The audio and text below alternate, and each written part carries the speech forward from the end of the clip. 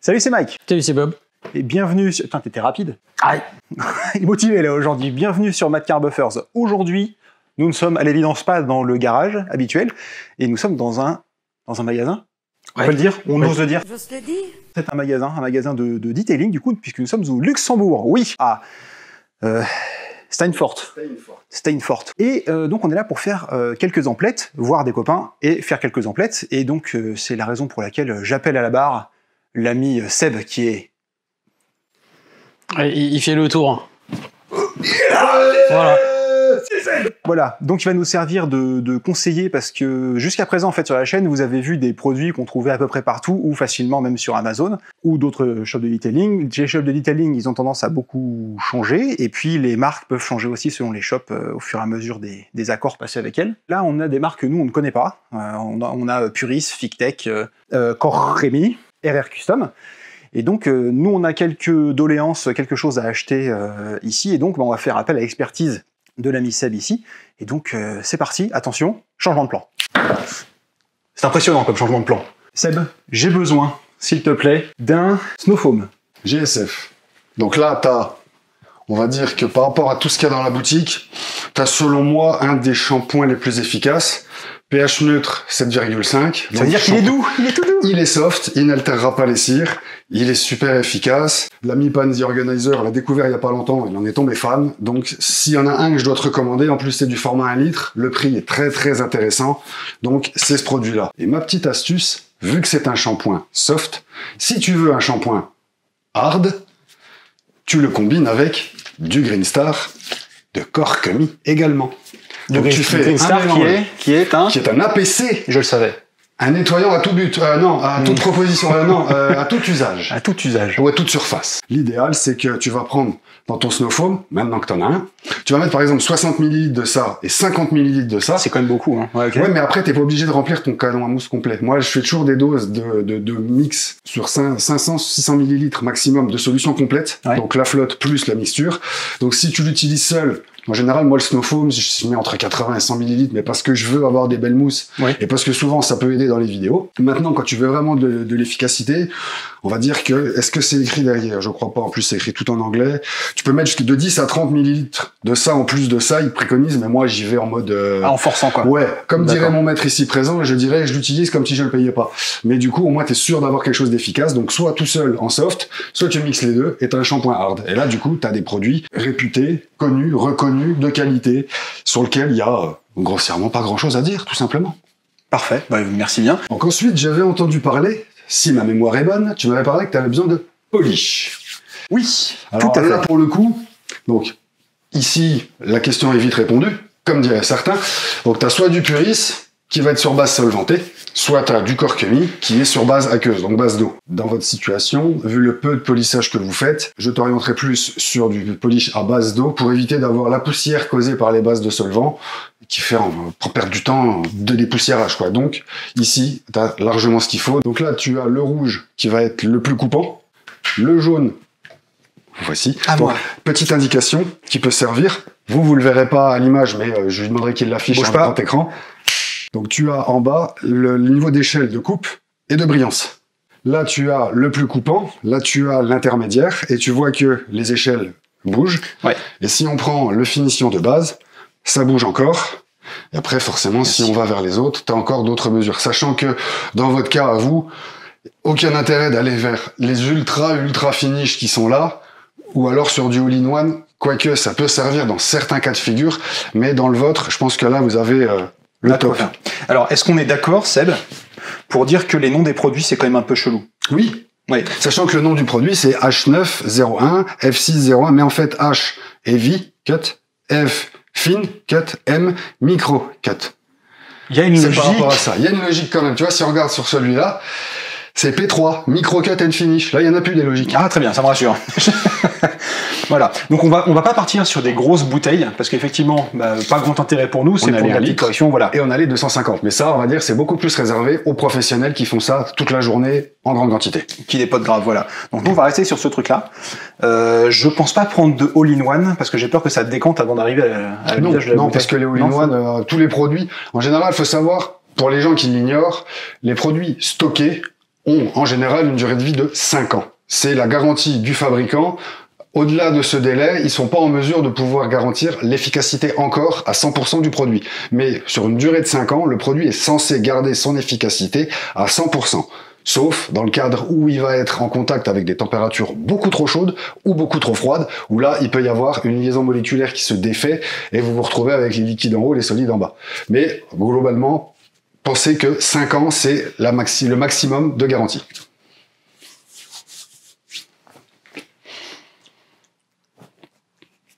C'est beaucoup, hein. Les produits suivants dont j'ai besoin, un alcool isopropylique, parce que le Fleckenwasser et les Razor, ça part très très vite. Et donc du coup, on est ici on est chez chez la Puris. marque Puris. Donc, quelle marque américaine? D'où le nom. Qui est utilisée par la marque Boeing au niveau des céramiques. C'est quand même pas rien, c'est bien de le préciser. Une petite info comme ça. Enfin, à picorer. Salut, je bosse avec Boeing. Et donc, du coup, bah là, t'as le D5, le Surface Prep, qui est disponible également. Je sais qu'en bas, ils l'ont en bidon de 5 litres. Vu que ça part vite, là, t'as que 750 millilitres. Donc après, à ta convenance, t'as soit 750, soit 5 litres. Sachant que le bidon de 5 litres est vraiment un rapport qualité-prix impeccable. Mais là, moi, t'as un produit qui est vachement efficace, que j'ai déjà pu tester, que j'ai d'ailleurs à la maison, et qui ne m'a pas déplu, qui fonctionne plutôt bien, et qui fait le taf. Hein. De toute façon, tout ce qu'on demande à l'IPA, c'est de bien dégraisser, de bien nettoyer, quoi. Tout à fait. Bon, bah, donc celui-ci, c'est un bon choix. Ensuite. Ah, là, t'as un produit qui fait partie de mes références préférées. A66. A66, qui est un des quick detailers qui, pour moi, a l'effet brillant mouillé, un des plus violents que j'ai pu voir. Il y en a peut-être 3-4 comme ça. Ah, mais c'est marqué en très plus. fort. C'est cause des sérieuses irritations de l'œil. C'est ça, parce que dire ça si brille trop. Ça déboîte. Tu vois. Exactement. Là, ces produits-là, j'ai beaucoup de mal à gérer les marques parce que c'est que des produits avec une lettre et puis un indice chiffré Après, derrière. t'as le nom en dessous, mais le nom en dessous, il est plus difficile à retenir, quoi. Voilà. Et alors, Seb ici présent, il les connaît à peu près tous. Et ça me rend ouf. Et après, j'ai besoin d'un nettoyant vitre. nettoyant à vitre. Alors là, on a un nettoyant vitre qui est aussi très très quali, qui est assez grassouillet, qui travaille A61. bien. Mais ouais, c'est un truc qui marche bien, qui est un petit peu alcoolisé, mais qui est plutôt cool. Moi, personnellement, en tout cas, c'est un produit que j'aime vraiment bien. Donc Et A60. qu'est-ce qu'il fait, Bob? Non. Tu bois pas, On Bob. boit pas. On t'a déjà dit, on te préviendra quand tu pourras le boire. Tu reposes. Tu ranges tout de suite. Et tu files au coin. Attends, tu fais ça parce que ça sent bon. Oui, mais il faut Allez, pas fais le boire. Fais voir. Allez, fais sentir. Fais sentir. Viens voir ici. Un verre. Ah, une pastèque. Mais on n'en boit pas. Un verre. Non, on n'en boit pas. On n'en boit pas. On n'en boit pas. J'en ai marre. Ah là, c'est jeune. Mais je l'adore. Oui, bah oui, mais bon, faut pas boire. Non, faut pas boire. Donc, pour en venir à nos brebis, A61. avant qu'elles soient galeuses, donc A61, Glass Cleaner, un produit qui est vraiment très très efficace, que moi personnellement j'aime beaucoup, qui est super agréable à travailler. Après, ça reste un nettoyant vitre, il n'y a pas d'effet déperlant, il n'y a pas d'effet anti-buée. Mais si tu veux un nettoyant vitre qui fait vraiment le boulot, celui-ci est vraiment très très bon. Très bien. Et il s'utilise. Tous ces produits-là s'utilisent. Prêt à l'emploi, il n'y a rien à diluer. Putain, tu savais les questions que j'avais posées. Exactement. Alors que c'est même pas scripté. Vrai de vrai en plus. Il est fort. Il est très très fort. Salut. Salut. Je cherche un dégoudronnant. Ah bah, il y en a un là. Le Rocker. The Rocker. Le Rocker. Non, le Rocker. C'est Le une Rocker. marque Ah oui, française. excuse-moi. C'est une marque française. Oui, la marque Nous sommes chez Fictech. Ficteuch. Chez Fictech. Donc le Rocker. Alors, la première chose que je remarque, c'est Donc que c'est pas un format sprayable. voilà. C'est un petit peu dans la manière de ce que tu vas retrouver chez nos copains allemands de chez Korkemi, c'est que tu as un produit qu'en fait tu vas venir déposer sur ton chiffon microfibre et que tu vas venir simplement traiter le picot en question. Si tu regardes la vidéo que j'ai faite dernièrement sur des produits de Lorraine, j'utilisais un dégoudronnant qui n'était pas sous format sprayable non plus, et c'est la méthode la plus facile à faire. C'est-à-dire que tu prends ta petite microfibre pliée, tu vas déverser un petit peu de produit dedans, tu vas venir dans un premier temps tapoter ton picot de goudron pour l'imbiber un petit peu, et après en venant délicatement l'essuyer, il dégage facilement. Mais c'est des produits qui sont plutôt efficaces. Abonnez-vous. J'ai peur que ça parte vite. Ça. C'est Alors, localisé, je trouve, comme correction. Le fait que ça soit pas un produit sprayable, c'est pas un produit que tu vas pulvériser à l'arrache. Voilà, Pardon. donc tu vas utiliser que ce que tu as besoin. Donc ça va dépendre de l'état de contamination auquel tu vas être confronté. C'est sûr que si t'as une voiture qui est blindée de goudron, tu vas en utiliser plus que si t'as 4-5 picots à enlever. Mais c'est plutôt efficace et à bon prix. Et tant qu'on est chez Fictech, je ne saurais trop te conseiller ceci. Car je sais que toi et Maître Bob, vous avez multitude de microfibres. Moltement. Mais avez-vous une lessive microfibre? Non! Eh ben là, t'as une lessive pour les microfibres de Dieu. Incroyable! Et là, au moins, t'as un truc qui est vraiment fait pour, et t'as 750 millilitres, t'as une formulation gélifiée, donc un produit qui est franchement vraiment top. Tu mets directement dans ton gobelet verseur, dans ton tambour à laver, pas d'adoucissant, éventuellement de l'anticalcaire, et basta. Et avec ça, t'as un truc du feu de Dieu. Franchement, il marche très bien. En avant. Guingamp. C'est pas un peigne, brosse. Qu'est-ce que tu fais là? C'est une brosse Bob. Tu te fais beau. Mais tu es déjà beau. Tu es magnifique, mon maître. Ah, Et Tu tu es peux aussi la dans, reposer. et accessoirement, tu es dans le champ aussi. ah pardon. Au revoir, Bob. Au revoir. Faites, Seb, Oui, dis-moi. Moi. est-ce que... Sacré toi. Est-ce que je peux le mettre dans un sprayer, ça? Si je veux faire du pchit Ben, j'y vois pas d'inconvénient sur le principe, hein, ça reste un produit liquide. Après, fais juste gaffe de pas prendre un sprayer de trop mauvaise qualité qui risquerait de se faire défoncer par les solvants qu'il y a dedans. Donc tu prends un sprayer chemical résistant. Personnellement, je vois aucun mauvais côté à ça, ça peut totalement être faisable. Merci, Seb. Ben, je t'en prie. Prochain changement de plan? C'est parti. Tout va très très bien. Bon, ben du coup, t'as acheté des polish, mais des pads, t'en as? Des pads? Des pads. Oui, mais décor, Rémi. Ah non, Bob, là on est sur les FigTech. Oui. Non, mais en vrai, ça se tentait. Hein. Donc oui, des pads. Des pads, alors. Oui, mais d'accord. C'est horrible, hein. Ça reste dans la bah, tête. ça reste dans la tête. Ouais. Mon problème est le suivant. Dis-moi. Tu as vu la voiture. Oui. On ne sait pas encore bien déterminer quelle est la profondeur de correction qui est nécessaire. J'ai pas non plus envie d'investir dans des pads qui soient trop spécialisés. Après, trop spécialisé, non, pas spécialement. Là, par exemple, on a toute la gamme FigTech, toutes les dimensions différentes. Donc, on va simplement rester sur les classiques, donc les 125, ceux qui vont te concerner. Donc là, tu as du plus coupant au moins coupant. Là, si je le retourne, on le verra un peu mieux. Là, on a un pad en microfibre. Ah oui. Donc là, c'est le degré de coupe le plus élevé que tu vas avoir. Ça, c'est très bien pour corriger les vernis allemands. Par exemple, l'Audi de Bob, si tu as des défauts assez durs à avoir, ça peut être le genre de pad très bien. Par contre, pour ta Clio à toi ou celle de ta femme, ça risque d'être un petit peu trop abrasif. Ensuite, on va voir le blanc, qui est déjà extrêmement dur. Donc ça, c'est le ultra hard. Ah oui, effectivement, ouais, c'est quasiment du bois le bazar. Hein. Ouais. C'est dur comme une brique. C'est presque une brique. Donc celui-là, il va être très bien. Moi, j'aurais pas dit brique. Non, j'aurais pas dit brique non plus. Mais c'est pas grave. C'est dur comme ma brique. C'est ça qu'on dit. Exactement. Mais là, on n'est pas sur la chaîne de Villebrequin, donc Tout voilà. à fait. Donc du coup, celui-là, il va être très bien pour également les gros travaux de correction. Ouais. Mais c'est un degré de coupe un peu moins fort que celui-là. Là, on a vraiment, on descend dans les termes, dans les abrasifs. Là, on a ce qu'il y a de plus abrasif. Après, on va avoir ça qui va être également très très costaud. Après, on va avoir le bleu qui lui aussi est très dur, un tout petit peu moins. C'est léger. Hein. Mais c'est ledge. Alors après, celui-ci, et là, c'est bien qu'on les voie à la lumière, c'est que si tu regardes, là, tu as une densité de mousse qui est assez compacte. Oui, et là c'est très alvéolé. C'est plus espacé, ouais. Le problème des densités de mousse alvéolées comme ça, c'est tout simplement que, en séchant, le polish, il va s'engouffrer à l'intérieur, il va sécher à l'intérieur, et au premier démarrage de la machine après, boule à neige! Avec de la poussière de partout, et ça duste, comme certains disent, et c'est pas terrible. Ça fait du dus. Donc après le bleu, eh ben, on va Jean-Claude redescendre. Dust, pardon. Jean-Claude Dust, une pensée pour lui. Donc après on a le orange, qui est un de ceux que j'apprécie le plus. Donc là on est sur du... En dessous, là. Un peu en dessous, ouais. Donc celui-là il va être très bien pour, par exemple toi sur ton véhicule, s'il est peu micro-rayé, tu peux utiliser celui-là comme pad le plus agressif par rapport à la tâche que tu as à faire. Et ça peut également servir pour du... Comment je te dirais ça simplement? Pour du travail de polish intermédiaire. D'accord. C'est-à-dire que tu vas faire les polish gros cut. Là tu as la gamme, on va dire, polish intermédiaire et finition.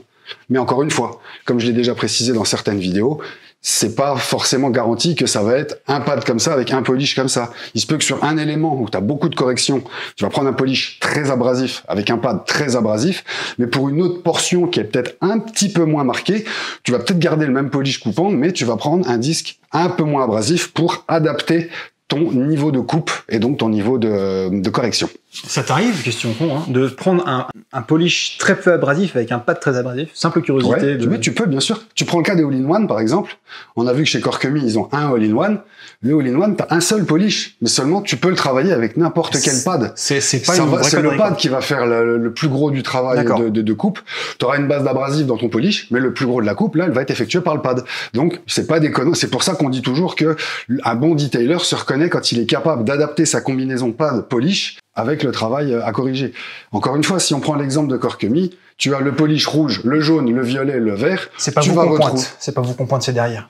Oui, On dit, voilà, c'est par là, mais c'est pas sont vous un peu vraiment. plus loin dans le C'est pas- rayon, ils les sont produits. Juste. Mais du coup, pour aller avec les Corkemi, ils ont leurs pads. Comme tout à l'heure, Bob est passé, ils ont le pad avec la couleur du polish.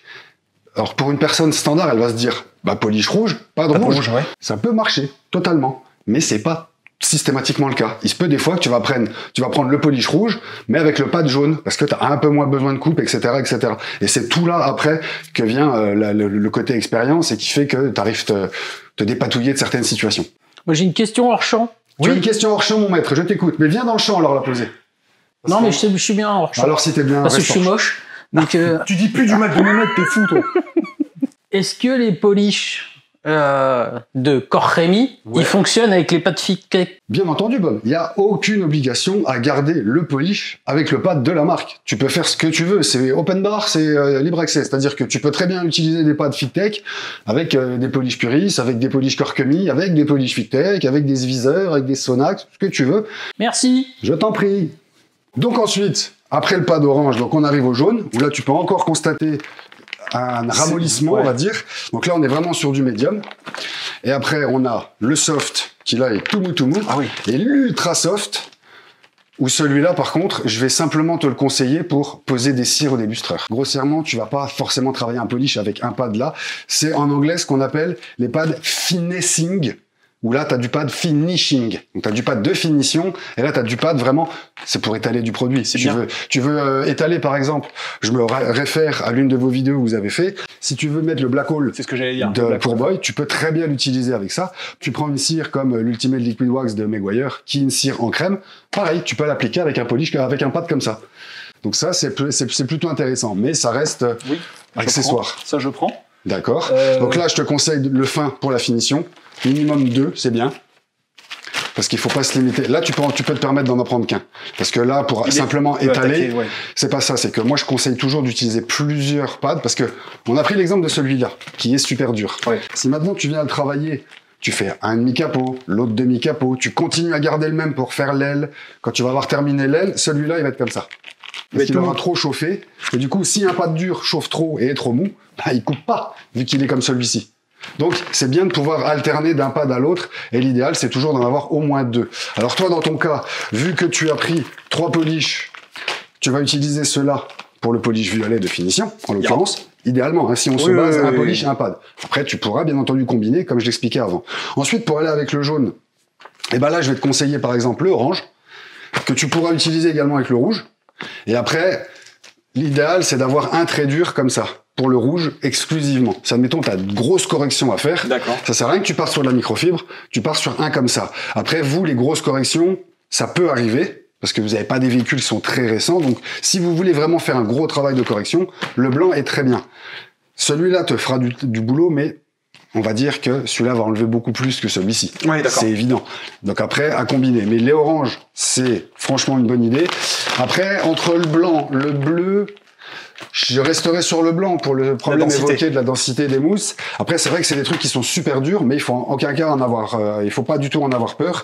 Et s'il y a besoin, tu sais que je peux te montrer tout ça. Donc moi, idéalement, voilà ce que je te conseillerais pour aller avec tes polish. Deux quand même de comme ça. Ouais, 2 de chaque, c'est un minimum, on va dire. Dis-toi que grossièrement, quand tu fais une voiture complète, tu peux monter entre 7 et 10 pads que pour la coupe. Et pour la finition, tu vas tourner entre 5 et 7 pads. Parce que tu vas changer régulièrement tes pads pour les laisser redescendre en température, reprendre leur densité et leur dureté de base, et pouvoir continuer à avoir la même efficacité de travail sans dégrader ta coupe.